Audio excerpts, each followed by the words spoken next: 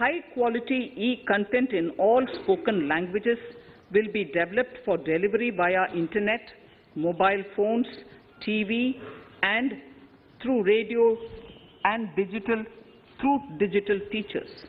A competitive mechanism for development of quality e-content by the teachers will be set up to empower and equip them with digital tools of teaching and facilitate better learning outcomes.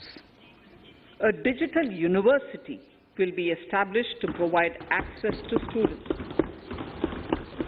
across the country for world-class quality universal education with personalized learning experience at their doorsteps.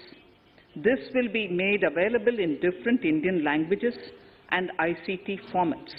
The university will be built on a networked hub and spoke model, with the hub building cutting-edge ICT expertise.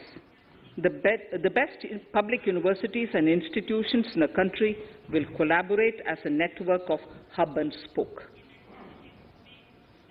An open platform for the national digital health ecosystem will be rolled out.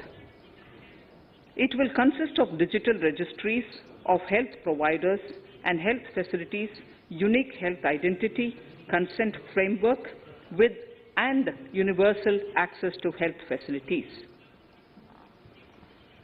The pandemic has accentuated mental health problems in people of all ages. To better the access to quality mental health counseling and care services, a national tele-mental health program will be launched.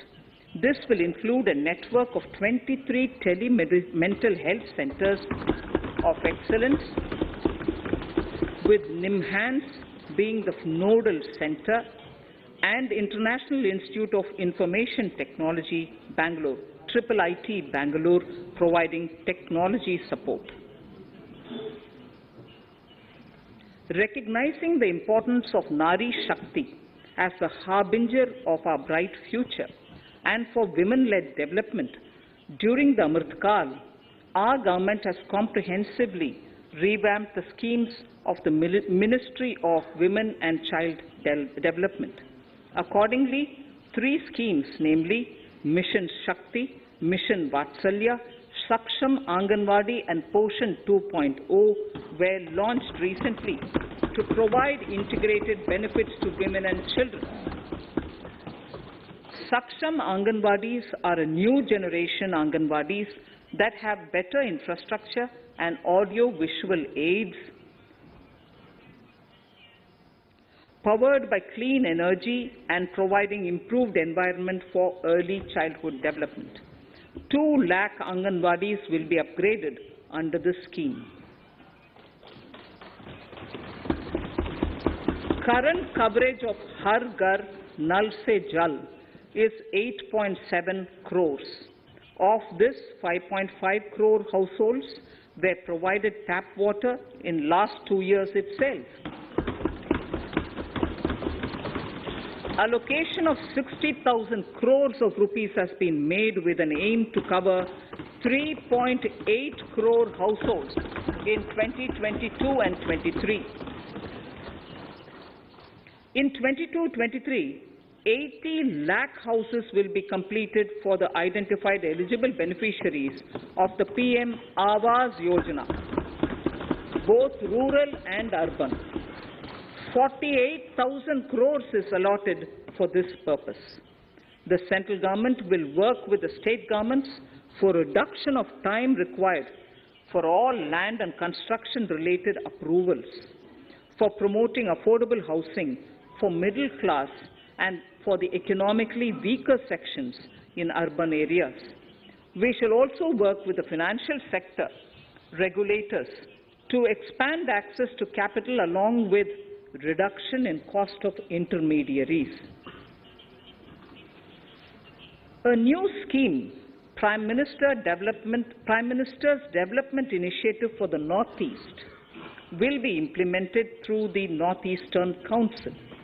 It will fund infrastructure in the spirit of PM Gati Shakti and social development projects based on felt needs of the Northeast. This will enable livelihood activities for youth and women, filling the gaps in various sectors. It will not be a substitute for existing central or state schemes. While the central ministries may also post their candidate projects,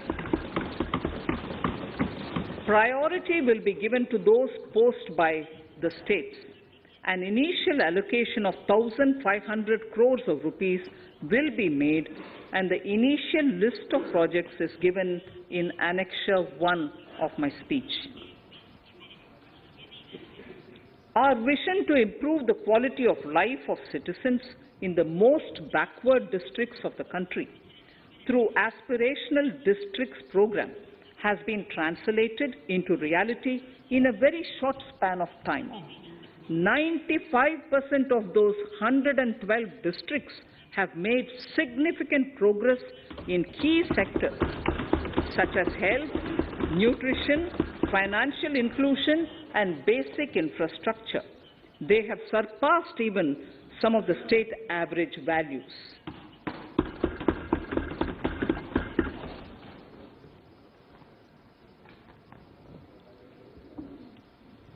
However, in those districts, some blocks continue to lag. In 22-23, the program will focus on such blocks in those districts. Border villages with sparse population, limited connectivity, and infrastructure often get left out from the development gains. Such villages on the northern border will be covered under a new Vibrant Villages program.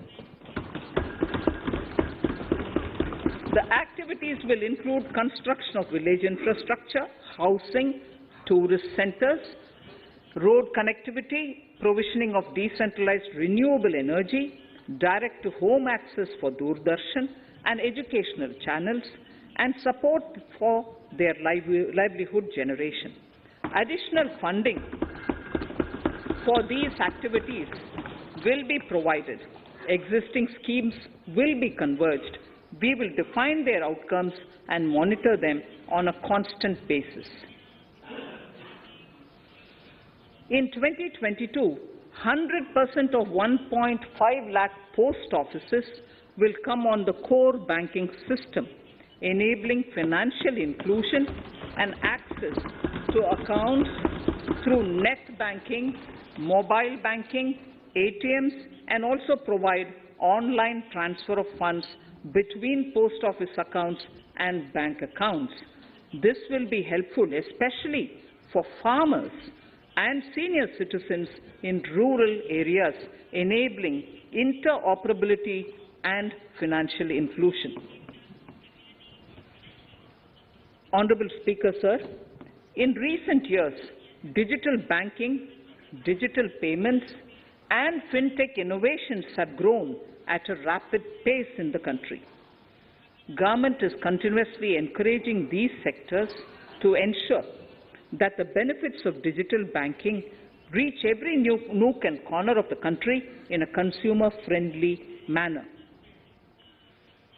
Taking forward this agenda and to mark 75 years of our independence, it is proposed to set up 75 digital banking units in 75 districts of the country by scheduled commercial banks. The financial support for digital payment ecosystem announced in the previous budget will continue in 22-23 as well. This will encourage further adoption of digital payments. There will also be a focus to promote use of payment platforms that are economical and user-friendly. Sir, I move to the next priority. In recent years, over 25,000 compliances were reduced and nearly 1,500 union laws were repealed. This is the result of our government's strong commitment for minimum government and maximum governance. 1,486 union laws were repealed. Our trust in the public and ease of doing business is what is highlighted here, sir. For the Amrit Kal, the next phase of ease of doing business 2.0 and ease of living will be launched. In our endeavor to improve productive efficiency of capital and human resources, we will follow the idea of trust-based governance. The new phase will be guided by an active involvement of the states, digitization of manual processes and interventions, integration of the central and state level systems through IT bridges, a single point access for all citizen-centric services, and standardization and removal of overlapping compliances. Crowdsourcing of suggestions and ground-level assessment of the impact with active involvement of citizens and businesses will be encouraged. A single window portal, Parivesh, for all green clearances was launched in 2018. It has been instrumental in reducing the time required for approvals significantly. The scope of this portal will be expanded to provide information to the applicants based on location of units. Information about specific approvals will be provided. It will enable application for all 4 approvals through a single form and tracking of the process through Centralized Processing Center Green, CPC Green. E-passports. The issuance of e-passports using embedded chip and futuristic technology will be rolled out in 22-23 to enhance the convenience for the citizens in their overseas travel. By the time of India at 100, nearly half our population is likely to be living in urban areas. To prepare for this, orderly urban development is of critical importance. This will help realize the country's economic potential, including livelihood opportunities for the demographic dividend. For this, on the one hand, we need to nurture the megacities and their hinterlands to become current centers of economic growth. On the other, we need to facilitate Tier 2 and Tier 3 cities to take on the mantle in the future. This would require us to reimagine our cities into centers of sustainable living with opportunities for all, including women and our youth. For this to happen, urban planning cannot continue with a business-as-usual approach. We plan to steer a paradigm change. A high-level committee of reputed urban planners, urban economists, and institutions will be formed to make recommendations on urban sector policies, capacity building, planning, implementation, and governance. For urban capacity building, support will be provided to the states. Modernization of building bylaws, town planning schemes, transit-oriented development will be implemented. This will facilitate reforms for people to live and work closer to the mass transit systems. The central government's financial support for mass transit projects and Amrit scheme will be leveraged for formulation of action plans and their implementation for facilitating the TOD and TPS by the states. For developing India-specific knowledge in urban planning and design, and to deliver certified training in these areas, up to 5 existing academic institutions in different regions will be designated as centers of excellence. These centers will be provided endowment fund of 250 crore each. In addition, the AICTE will take the lead to improve syllabi, quality and access of urban planning courses in other institutions. We will promote a shift to use of public transport in urban areas. This will be complemented by clean tech and governance solutions special mobility zones with zero fossil fuel policy and EV vehicles. Battery swapping policy. Considering the constraint of space in urban areas, for setting up charging stations at scale, a battery swapping policy will be brought out and interoperability standards will be formulated.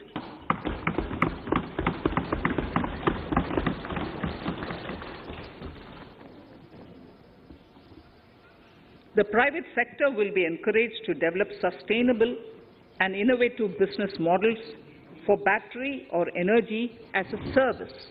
This will improve efficiency in the EV ecosystem. Efficient use of land resources is a strong imperative. States will be encouraged to adopt unique land parcel identification number to facilitate IT-based management of records. The facility for transliteration of land records across any of the Schedule 8 languages will also be rolled out. The adoption of linkage with National Generic Document Registration System (NGDRS) with the One Nation, One Registration software will be promoted as an option for uniform process of registration and anywhere registration of deeds and documents. Necessary amendments in the code IBC will be carried out to enhance the efficiency of the resolution process and facilitate cross-border insolvency resolution. Accelerated corporate exit. Several IT-based systems have been established for accelerated registration of new companies.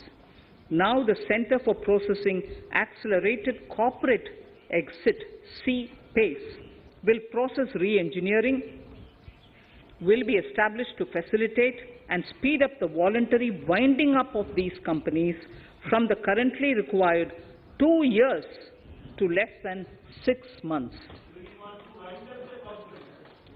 Government procurement. Government rules have recently been modernized for the needs of Amrit Kal. The new rules have benefited from the inputs from various stakeholders. The modernized rules allow use of transparent quality criteria besides cost and evaluation of complex tenders. Provisions have been made for payment of 75% of running bills mandatorily within 10 days and for encouraging settlements of disputes through conciliation. As a further step to enhance transparency and to reduce delays in payments, a completely paperless, end-to-end online e-bill system will be launched for use by all central ministries for their procurements. The system will enable the suppliers and contractors to submit online their digitally signed bills and claims and track their status from anywhere. To reduce indirect cost for suppliers and work contractors, the use of surety bonds as a substitute for bank guarantee will be made acceptable in government procurements. Business such as gold imports may also find this useful. IRDAI, insurance regulator, has given the framework for issue of surety bonds by insurance companies. AVGC Promotion Task Force. The animation, visual effects, gaming and comic, the AVGC sector, offers immense potential to employ youth. An AVGC Promotion Task Force with all stakeholders will be set up to recommend ways to realize this and build domestic capacity for serving our markets and the global demand. Telecom sector. Telecommunications in general and 5G technology in particular can enable growth and offer job opportunities. Required spectrum auctions will be conducted in 2022 to facilitate rollout of 5G mobile services within 2022-23 by private telecom providers. A scheme for design-led manufacturing will be launched to build a strong ecosystem for 5G as part of the production-linked incentive scheme. To enable affordable broadband and mobile service proliferation in rural and remote areas, 5% of annual collections under the Universal Service Obligation Fund will be allocated. This will promote R&D and commercialization of technologies and solutions. Our vision is that all villages and their residents should have the same access to e-services, communication facilities, and digital resources as urban areas and their residents. The contracts for laying optical fiber in all villages, including remote areas, will be awarded under the BharatNet project through PPP in 22 and 23. Completion is expected in 2025. Measures will be taken to enable better and more efficient use of the optical fiber. Export promotion.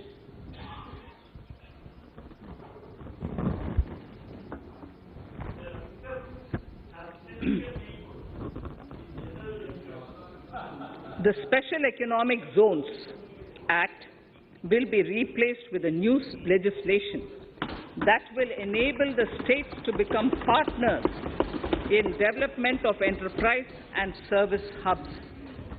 This will cover all large existing and new industrial enclaves to optimally utilize available infrastructure and enhance competitiveness of exports.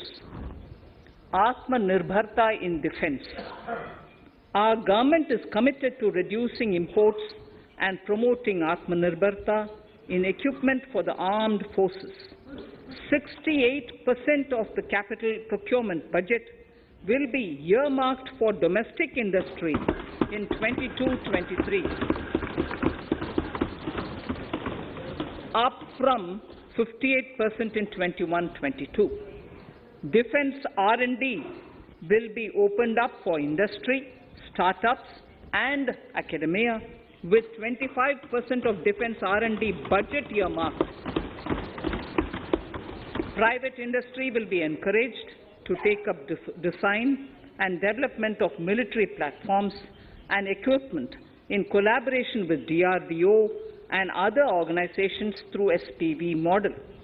An independent nodal umbrella body will be set up for meeting wide-ranging testing and certification requirements. Artificial intelligence, geospatial systems and drones, semiconductor and its ecosystem, space economy, genomics and pharmaceuticals, green energy and clean mobility systems have immense potential to assist sustainable development at scale and modernize the country. They provide employment opportunities for our youth and make Indian industry more efficient and competitive. Supportive policies, light touch regulations, facilitative actions to build domestic capacities and promotion of research and development will guide the government's approach. For R&D in the sunrise opportunities, in addition to efforts of collaboration among academia, industry and public institutions, government contribution will be provided. Energy transition and climate change. The risks of climate change are the strongest negative externalities that affect India and other countries. As Honourable Prime Minister said at the COP26 summit in Glasgow last November, and I quote, what is needed today is mindful and deliberate utilization instead of mindless, destructive consumption." Unquote. The low-carbon development strategy, as enunciated in the Panchamrit that he announced is an important reflection of our government's strong commitment towards sustainable development. The strategy opens up huge employment opportunities and will take the country on a sustainable development path. This budget